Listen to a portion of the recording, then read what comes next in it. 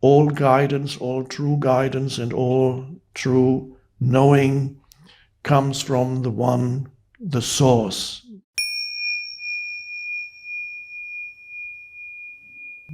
Presence then guides you, and you don't need on some people's spiritual journey, for example, certain substances you mentioned, plant-based you took on your spiritual journey, if it's done respectfully with reverence, then that can be a helpful thing temporarily, but ultimately you have to transcend that also, so that you go directly. But it can help show people what is possible and bring about a little spaciousness in their minds and temporarily put them in touch with a deeper dimension. But ultimately, that is something also to be transcended, and is not right for everybody at all. If you're drawn to it, then it's right for you. If you get too attached to it, it's no longer right. If it's something that you use on your journey, it's fine. And then you transcend that, and presence then becomes your guide. You don't need any external guide anymore. You just go directly to presence.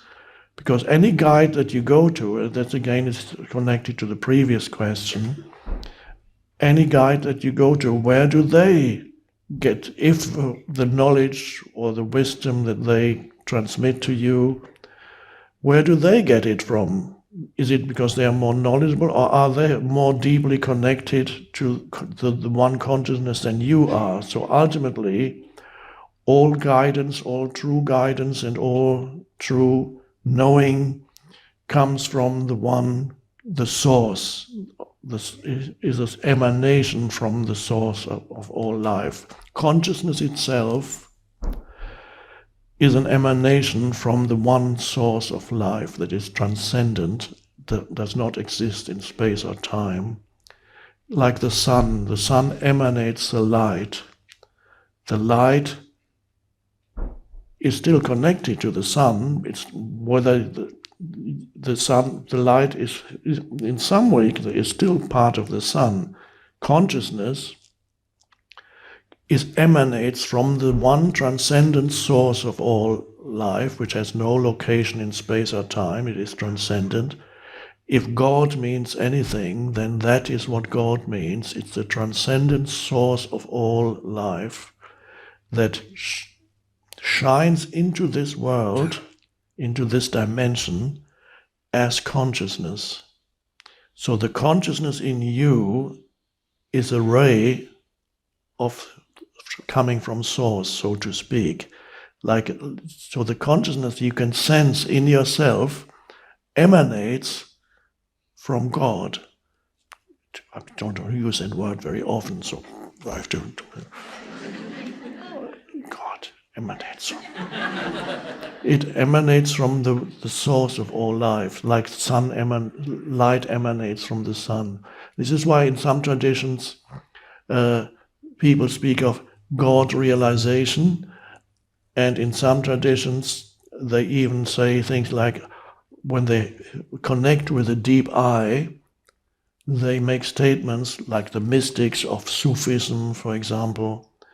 They make statements like, when they have that connection, that I am God, and Sufis dance and so on. Well, they dance not necessarily because they've already realized, but they may dance in order to shut off their minds, and sometimes it works.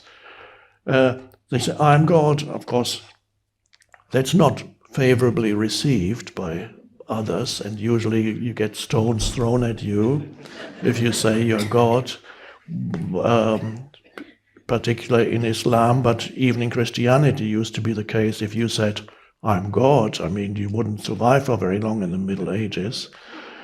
And it's not quite, it's true and it's not true that you are God. Yes, of course, you are an inseparable part of the one in that sense. Of course, you are God. But in the same way that as could a ray of sunlight say, I am the sun? Yes and no. Of course, it is an emanation of the sun. But compared to the ray of sunlight, the sun is inconceivably vast. And so God or the source you cannot even speak of. There's no statement that you can make of God, because it transcends everything, all polarities, everything. So you can't really say anything about it, but you can sense its emanation in you as you. And in that sense, you are part of God, the divine. You are the consciousness that emanates from the source. And consciousness really, that's the realization. And you don't, then after a while, you don't need anything as an intermediary to go there directly. So that is again partly still connected to the previous question, whether it's a spirit guide or plant-based substances or whatever it may be. There may be a time and a place for it on a person's spiritual journey, but ultimately you transcend that and find that deep connectedness within you with the source, and that becomes your guide, and that is the unconditioned intelligence. So when you, again, thank you for your question. I'll just add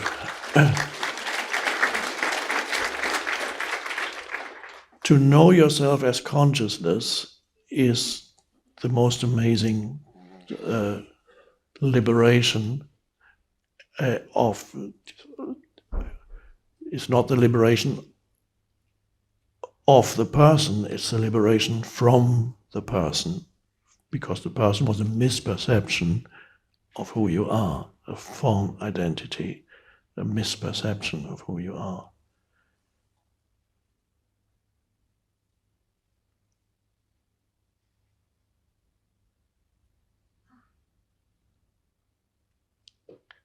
The universe, this is our dimension here, the universe wants to become conscious.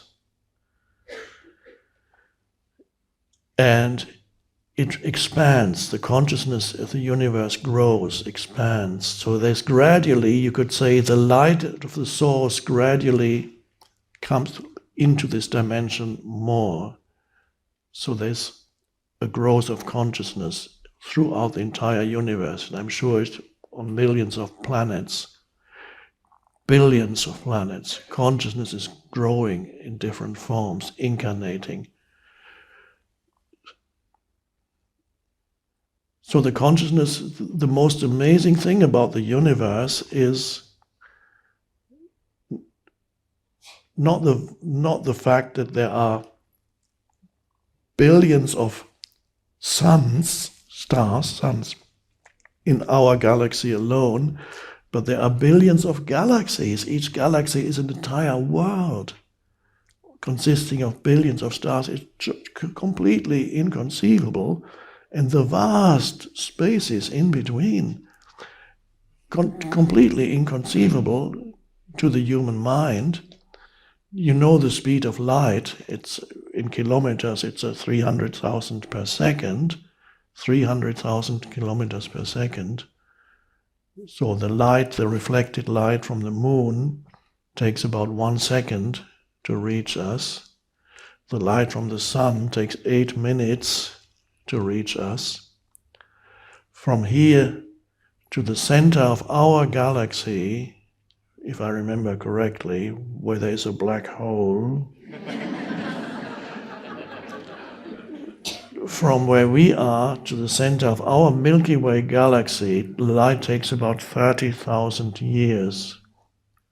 And that's only in our galaxy. I believe the next neighboring galaxy is about 2 million light years or something like that. It's unlikely that we will travel there in a physical body in the near future. But there's something even more mysterious than that, and more miraculous than that. The greatest mystery is not the vastness of it all, or multiplicity of star systems. But the greatest miracle is something that the universe is conscious. The universe is conscious. Why? How do I know that? I know that because I'm conscious. You know that because you are conscious. You are the universe. You are an inseparable part of the universe. You are an expression of the consciousness of the universe, the consciousness that underlies the physical manifestations that arise as they become more and more complex, the life forms that arise. But there's one consciousness underneath it all that expresses itself, and that you are that. You are the consciousness of the universe. And that's the amazing mystery. The greatest mystery of the universe is it's conscious. Because you are conscious, that's how you know it. And you can't argue with that, because you cannot argue, and everything could be an illusion, but what is absolutely certain and beyond any doubt is that you are conscious. Obviously, because you're here perceiving, you may be dreaming, maybe you're dreaming up this room and this man sitting on a chair, that's possible, but it still means there's a consciousness, otherwise the dream would not appear. It appears in the space of this consciousness.